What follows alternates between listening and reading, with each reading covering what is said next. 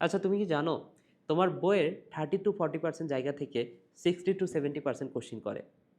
তো তুমি যদি একবার বইয়ের এই 40% অংশটুকু কোনটুকু সেটা জেনে যাও, তুমি কিন্তু অ্যাডমিশানে 60% কোশ্চিন অ্যান্সার করে আসতে পারবা। এবং অ্যাডমিশনে চান্স পাওয়ার জন্য এই 60% মার্কই কিন্তু বেশিরভাগ ক্ষেত্রে লাগে। তো এর জন্য তোমার যে কাজটা করতে হবে, কোশ্চিন অ্যানালাইসিস করতে হবে, এবং কোশ্চিন অ্যানালাইসিস করলে দেখবা যে ঘুরে ফিরে সেম টাইপের টপিক থেকে কিন্তু কোনো একটা নির্দিষ্ট ইউনিভার্সিটিতে কোশ্চিন করতেছে।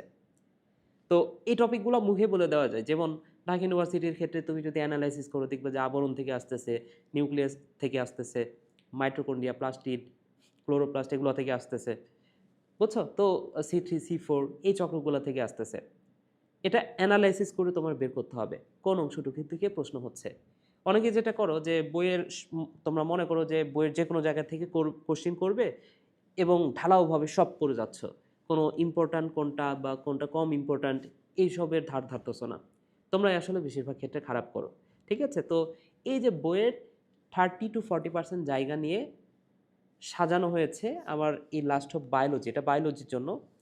তো বায়োলজির জন্য এই হেল্পটা তোমাকে আমি করতে পারি যে তুমি যদি এইটা কেনো এই বইটা, তো তুমি বইয়ের সেই 30 to 40% জায়গা এক্সপ্লোর করতে পারবা যেখান থেকে আসলেই কোশ্চিন হয়।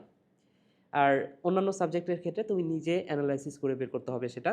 তো তুমি যদি বায়োলজিতে দুর্বল হয়ে থাকো এবং তুমি যদি না জেনে থাকো কোন 30 to 40% জায়গা থেকে কোশ্চিনগুলো হয়, তুমি কিন্তু এই লাস্ট অফ বায়োলজি 2.0 এই বইটা কিনতে পারো। জাস্ট কমেন্ট অথবা ডিসক্রিপশন বক্সে যাও, সেখানে গুগল ফর্ম অথবা অর্ডার বাটনে ক্লিক করে এই কোর্সটা কিনতে পারো।